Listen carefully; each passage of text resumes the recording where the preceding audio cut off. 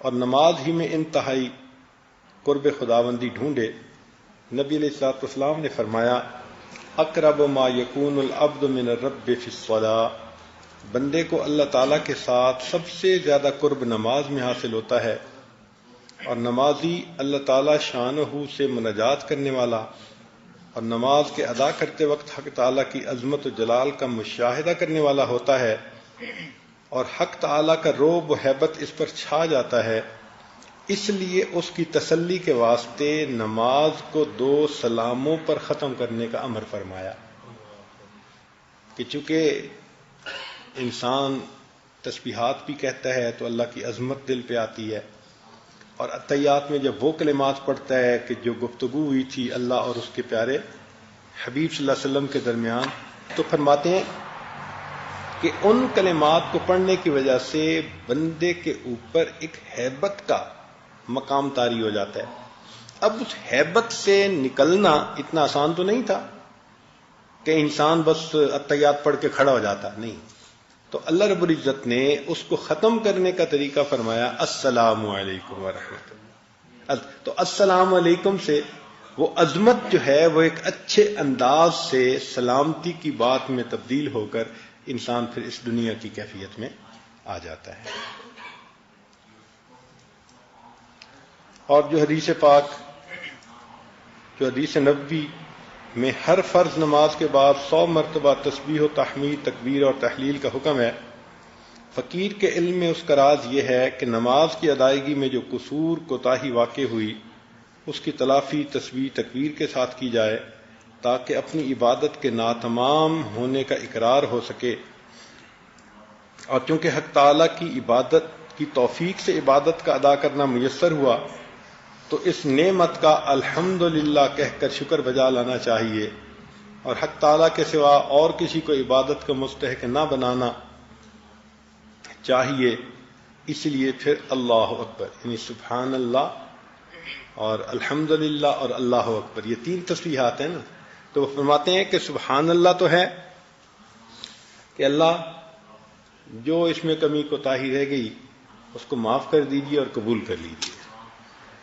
تو سبحان اللہ تو اس لیے پڑھتے ہیں، اور الحمدللہ اس لیے پڑھتے ہیں کہ اللہ رب العزت نے نماز کی ادائیگی کی توفیق عطا فرمائی، اور پھر اللہ اکبر اللہ کی عظمت کو بیان کرتے ہیں کہ جو ہم نے عبادت کی اللہ آپ کی عظمت اس سے بھی زیادہ بلند ہے۔ حضرت مجدد ثانی رحمۃ اللہ ایک جگہ لکھتے ہیں کہ ہم جو نمازیں پڑھتے ہیں یہ ساری کی ساری نمازیں اللہ تعالیٰ کی عظمت کے پردوں سے نیچے رہ جاتی ہیں۔ وَهُوَ سُبْحَانَهُ وَتَعَالَى وَرَاءُ الْوَرَى ثُمَّ وَرَاءُ الْوَرَى ثُمَّ وَرَاءُ الْوَرَى، وہ پروردگار اس سے بھی بلند ہے، وہ اس سے بھی بلند ہے، وہ اس سے بھی بلند ہے۔ یعنی جتنا ہم اللہ کی عظمت کے بارے میں سوچ سکتے ہیں اللہ اس سے بھی بلند ہے، وہم و خیال سے ہی بلند ہے۔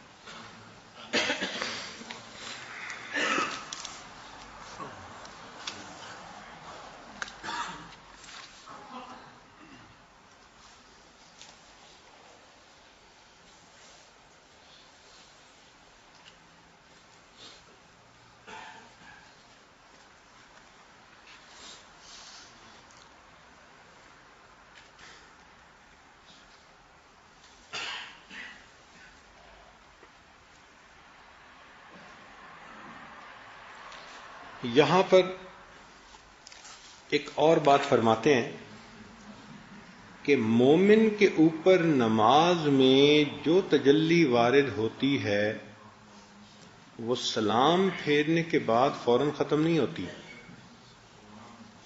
فرماتے ہیں اس میں شبہ بخالت ہے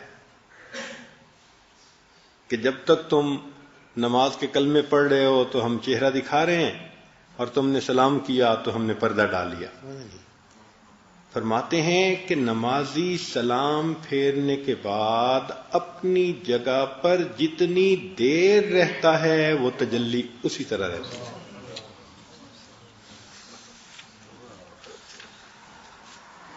اب ذرا سنیے کیا فرماتے ہیں. آپ نے لکھا ہے کہ اکثر اوقات یہ نسبت نماز میں وارد ہوتی ہے، یعنی یہ جو یادداشت کی نسبت ہے اس کا غلبہ نماز میں ہوتا ہے.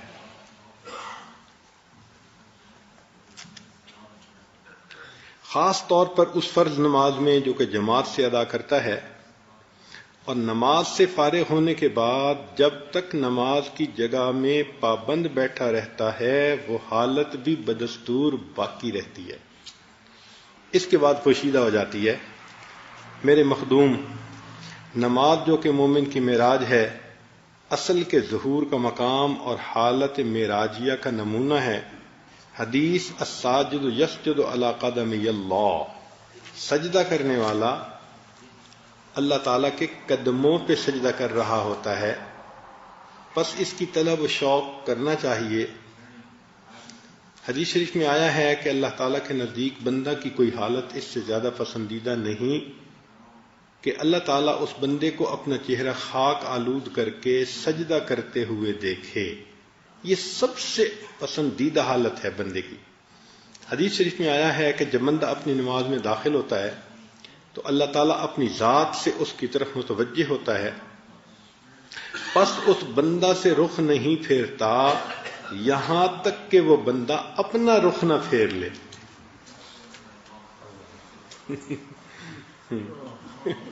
اللہ تعالیٰ اپنا رخ نہیں پھیرتے جب تک کہ بندہ اپنا رخ نہ پھیر لے. اللہ اکبر. اور ہم چونکہ ان معارف سے واقف نہیں ہیں تو ہمارا حال ہے کہ بس گھر سے آئے ابھی 3 منٹ ہیں اور جوتوں کی جگہ پر کھڑے ہو گئے. تو جوتوں میں کھڑے ہو کے گھڑی بھی دیکھتے ہیں کہ یہ بھی 3 منٹ ہیں، اور وہیں حالات حاضرہ کی باتیں اور کارگزاریاں اور اس طرح کی باتیں. مسجد میں نماز کے وقت سے پہلے داخل ہونے والی عادت ختم ہوتی جا رہی ہے. یہ ایک سنت ہے کہ انسان نماز کے انتظار میں بیٹھے. یہ سنت پر عمل آج بہت کم ہو گیا ہے. تو یہ بات ذہن میں رکھیں کہ مومن کو چاہیے، سالک کو چاہیے کہ وقت سے پہلے صف میں مصلی کی جگہ پر آ کر بیٹھنے کی عادت ڈالے. وقت سے پہلے مصلی پہ آ کے بیٹھنے کی. دیکھیں جب کسی سخی کے دروازے سے کچھ ملنا ہوتا ہے نا تو فقیر کوشش کرتے ہیں کہ میں سب سے پہلے جا کے بیٹھوں، کیونکہ سب سے پہلے جا کے بیٹھنے والا زیادہ اپنی احتیاط شو کر رہا ہوتا ہے. تو ہم بھی اگر مسجد میں کچھ وقت پہلے آ کے بیٹھیں تو ہم اپنی زیادہ احتیاط اللہ کے سامنے شو کریں گے. تو نماز سے پہلے آنا اور مسجد میں بیٹھنا یہ اللہ سے محبت کی علامت ہے. یہ نقطے کی ایک بات ہے، امید ہے اس پر ذرا غور کریں گے. نماز سے کچھ وقت پہلے، جماعت سے کچھ وقت پہلے، 5 منٹ 7 منٹ 10 منٹ جتنا وقت ہے، تو نماز سے کچھ وقت پہلے آ کر جگہ پر بیٹھنا یہ کس کی نشانی ہے؟ اللہ سے محبت کی نشانی ہے. اور نماز پڑھنے کے بعد کچھ دیر بیٹھ کر تسبیحات کرنا، دعا مانگنا اور کچھ دیر کے بعد جانا، یہ اس بات کی علامت ہے کہ اللہ مجھے آپ سے وحشت نہیں ہے. اللہ مجھے آپ سے، اور جو وحشت ہوتی ہے السلام علیکم ورحمۃ اللہ، السلام، اور گئے. آج کل بہت ساری جگہوں پہ آپ یہی دیکھیں گے کہ امام صاحب نے جب اللہ اکبر کہی تو پیچھے ایک صف، اور امام نے سلام پھیرا تو ماشاء اللہ 4-5 صفیں. اس کا مطلب یہ کہ ایک صف والے تھے جنہوں نے یہ شو کیا کہ اللہ ہمیں آپ سے محبت ہے، چونکہ آپ سے ملاقات کا وقت ہے تو ہم پہلے آ کے بیٹھ رہے ہیں، ہم آپ سے محبت کرتے ہیں نا، تو اظہار محبت کر رہے ہیں۔ اور باقی جو 4 صفیں تھیں وہ عین موقع پہ آئے۔ اور پھر اس کے بعد ہوتا کیا ہے کہ جو مقتدی سلام پھیرتا جاتا ہے وہ بغیر کسی اور کلمہ کے پڑھے اٹھ کے چلنا شروع کر دیتا ہے۔ ہم نے بہت سارے عرب ملکوں میں یہ عادت دیکھی ہے، آپ جدہ میں دیکھیں، دبئی میں دیکھیں، جب امام شروع میں نماز پڑھے گا تو ایک صف، نماز پڑھنے والے ہیں کتنے ہیں؟ 5-6 صفوں کے برابر ہیں، مگر اللہ سے محبت کا اظہار کرنے والے کتنے پہلے آئے؟ ایک صف والے، اور باقی دوران نماز۔ اور نماز پڑھنے کے بعد پھر ذرا غور کریں کہ اب کون آیت الکرسی پڑھتا ہے، کون ادعیہ مسنونہ پڑھتے ہیں، تسبیحات فاطمہ پڑھتے ہیں، نماز کے بعد دعا مانگتے ہیں، تو آپ دیکھیں گے کہ بس السلام علیکم ورحمۃ اللہ، السلام علیکم ورحمۃ اللہ، اور اٹھ کے چلے جاتے ہیں۔ تو سالک کو چاہیے کہ وقت سے پہلے آئے، یہ ظاہر کرنے کے لیے اللہ مجھے آپ سے محبت ہے، اور نماز پڑھنے کے بعد کچھ دیر بیٹھ کر ذکر کرے، تسبیحات کرے، دعا کرے، اور پھر جائے، یہ شو کرے کہ اللہ مجھے آپ سے وحشت نہیں ہے۔ یہ نہیں ہے کہ میں مارا باندھا پہنچ گیا اور بس سلام کر کے بھاگ رہا ہوں، نہیں، مجھے آپ سے محبت ہے اس لیے میں یہاں بیٹھا، نماز ہو چکی، فرض ختم ہو گیا، مگر میں آپ کی تسبیحات پڑھ رہا ہوں، آپ سے مانگ رہا ہوں، دعا کر رہا ہوں، ذکر کر رہا ہوں۔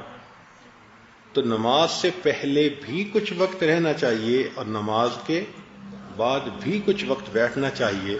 ہاں، تقاضا ہو تو وہ الگ بات ہے، کسی بندے کو اگر تقاضا ہو تو تقاضے کی وجہ سے وہ اگر جلدی اٹھ کے چلا جائے تو وہ الگ بات ہے، مگر مسئلہ تو یہ کہ ہمیں کام بھی کوئی نہیں ہوتا، اور پھر ہم تسبیحات فاطمہ اور سب چیزیں چھوڑ کے باہر نکل آتے ہیں، تو یہ چیز مناسب نہیں ہے۔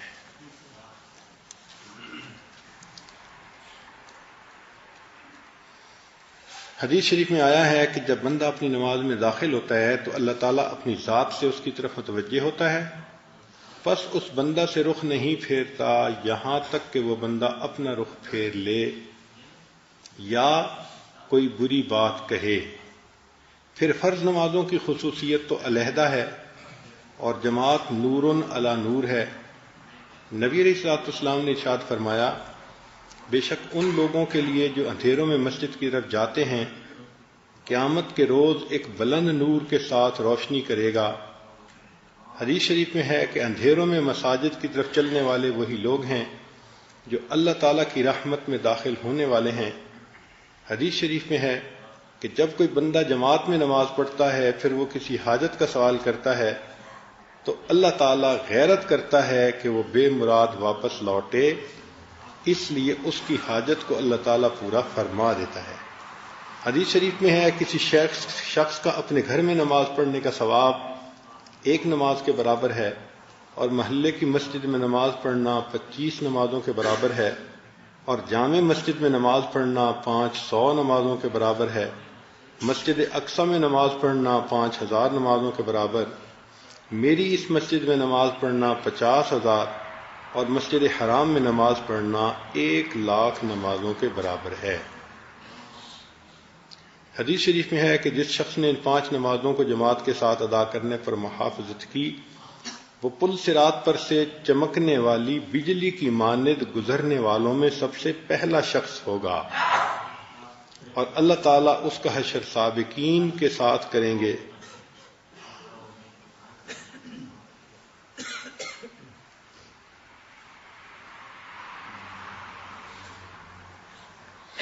حدیث شریف میں ہے کہ تم میں سے جو شخص وضو کرتا ہے پس اچھی طرح وضو کرتا ہے اور اس کو پوری طرح کرتا ہے، پھر وہ مسجد میں آتا ہے، اس کا مقصد نماز کے سوا اور کچھ نہیں ہوتا، تو اللہ تعالیٰ اس کو خوشخبری دیتا ہے، جیسے کہ ان لوگوں کو جن کا کوئی آدمی گم ہو گیا ہو اپنے غائب کے آ جانے سے خوشی ہوتی ہے، ایسے نماز پڑھنے والے کے نماز پڑھنے پر اللہ تعالیٰ بندے سے اس طرح خوش ہو جاتے ہیں۔ اللہ تعالیٰ کے نزدیک بندے کی کوئی حالت اس سے زیادہ پسندیدہ نہیں کہ وہ اس کو سجدہ کرتے ہوئے دیکھے۔ حدیث شریف میں ہے کہ سجدہ کرنے والا اللہ تعالیٰ کے دونوں قدموں پر سجدہ کرتا ہے، پس بندے کو چاہیے کہ سجدہ کرے اور خوب رغبت سے کرے اور خوب دعا کرے۔ اب اگلی بات سنیے، نیز حدیث شریف میں ہے کہ بندہ سجدہ کرتا ہے تو اس کا سجود اس کی پیشانی کے نیچے کی زمین کو زمین کے 7 طبق تک پاک کر دیتا ہے، کہ نمازی جہاں سجدہ کرتا ہے تو جس جگہ اس کی پیشانی ٹکتی ہے اس کا سجدہ اس جگہ پر 7 زمینوں تک، 7 طبق تک جتنی زمین تھی اس کو وہ پاک کر دیتا ہے سجدہ۔ فرماتے ہیں کہ انسان کے اوپر جتنی تجلیات، انوار، احوال نماز کے علاوہ وارد ہوتے ہیں وہ سب کے سب دوسرے درجے کی چیز ہیں، اور اصل درجے کی چیز وہ کیفیت ہے جو مومن کو نماز کی حالت میں نصیب ہوتی ہے۔ میرے مخدوم، نماز کو تجلیات و مشاہدات سے بہتر کہنا اس اعتبار سے ہے کہ یقین کامل سے معلوم ہو گیا ہے کہ مطلوب ان تجلیات و مشاہدات سے وراء الورا ہے، اس کے ساتھ گرفتاری زلال کے ساتھ گرفتاری ہے، پس شبہ مثال کے ساتھ گرفتاری جو کہ حقیقت میں غیر مطلوب ہے، اور تمام اشیاء کو مطلوب کا عین ہونے کا حکم لگانا شکر کی وجہ سے ہے۔ نماز ہی ہے جو مطلوب کی خبر دیتی ہے اور اس بے نشان کا کچھ نشان رکھتی ہے جو قرب کے اس نماز کی ادائیگی کے وقت ہوتا ہے، اس کے باہر حاصل نہیں ہوتا۔ حدیث نبوی میں آیا ہے کہ نماز میں اس حجاب کو جو کہ بندہ اور خدا کے درمیان ہے اٹھا دیا جاتا ہے، اس لیے اس کو معراج فرمایا ہے۔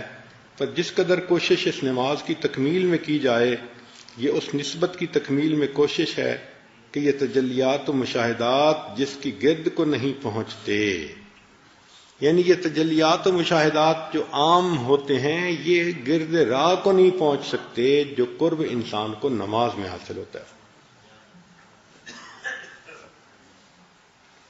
اس نماز کا معاملہ کمال قرب نبوت کے ساتھ وابستہ ہے۔ وہ کہتے ہیں یہ قرب ولایت نہیں ہے، اس کا معاملہ کمالات نبوت سے متعلق ہے، جو نماز کا معاملہ ہے کہ اکثر ارباب ولایت کا ہاتھ اس بلند و بالا درخت سے نیچے رہ جاتا ہے۔ اس لیے کہتے ہیں کہ جو ولایت کے مقام کے لوگ ہوتے ہیں ان کو نماز کی بجائے ذکر میں زیادہ مزہ آتا ہے، اور حال احوال ان کو باقی اچھے لگتے ہیں۔ کیوں؟ اس لیے کہ نماز کے اندر کمالات نبوت کا تعلق ہے۔ تو کمالات ولایت والا بندہ، اس لیے بعض ایسے بھی لوگ تھے جو راستے سے بھٹک گئے اور انہوں نے کہا کہ ہمیں 5 وقت نماز پڑھنے کی کیا ضرورت ہے۔ کچھ لوگ ایسے بھی گزرے ہیں یا کئی علاقوں میں ہیں جو کہتے ہیں کہ تمہاری 5 مرتبہ ہماری ہر مرتبہ، کہ تم تو 5 مرتبہ یاد کرتے ہو اور ہم ہر وقت یاد کرتے ہیں، تو کہتے ہیں 5 نمازیں پڑھنے کی کیا ضرورت ہے۔ جب دل میں اللہ آ گیا تو 5 نمازوں کی کیا ضرورت ہے؟ تو ایسے بھی گمراہ لوگ ہیں۔ تو اس لیے وہ اس کو کلیئر کر رہے ہیں کہ جو قرب، جو تجلیات، جو چیزیں نماز میں ہوتی ہیں غیر نماز میں اس کی گرد بھی نصیب نہیں ہو سکتی۔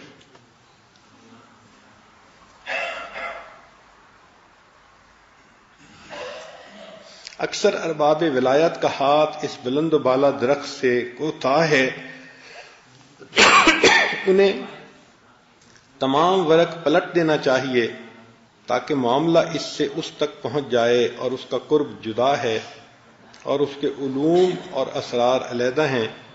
اس قرب نبوت تک پہنچنے کا راستہ اس راستے کے ساتھ مناسبت نہیں رکھتا، وہ ایک شاہراہ ہے کہ انبیاء علیہ السلام اور ان کے اصحاب اور نیز اس امت کے خال خال افراد کس راستے سے مطلوب تک پہنچے ہیں۔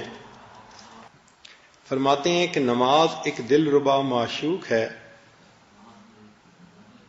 گویا اس کی صورت زیبا کو عالم مجاز میں ان مخصوص ارکان کے ساتھ دکھایا گیا ہے، اور اس کی خوبصورتی کی اداؤں کو اس خشوع و آداب کے ساتھ ظاہر کیا گیا ہے۔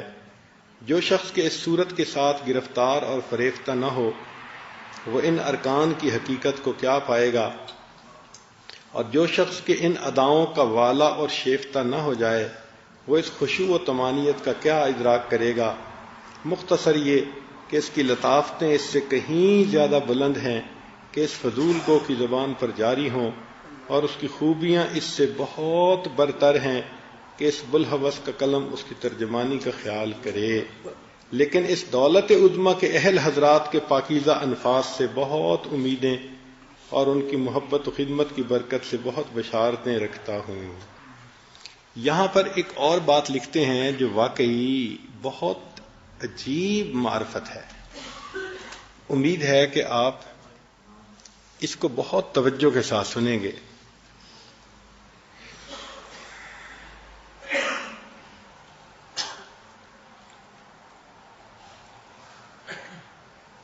یہ بات متحقق ہو گئی ہے کہ وہ کیفیت جو نماز کی ادائیگی میں میسر ہوتی ہے، وہ ان تمام حالات سے بلند و بالا ہے جو نماز کے علاوہ حاصل ہوتے ہیں، کیونکہ وہ بیرون نماز والے حالات دائرہ ظلال سے باہر نہیں نکلتے، خواہ وہ کتنے ہی بلند ہوں، اور یہ حالت نماز اصل سے حصہ رکھتی ہے۔ تو امام ربانی مجلس فرماتے ہیں کہ نماز کے علاوہ جتنے ہمیں احوال، کیفیات، تجلیات، مشاہدات ہوتے ہیں، وہ ظلال سے تعلق رکھتے ہیں۔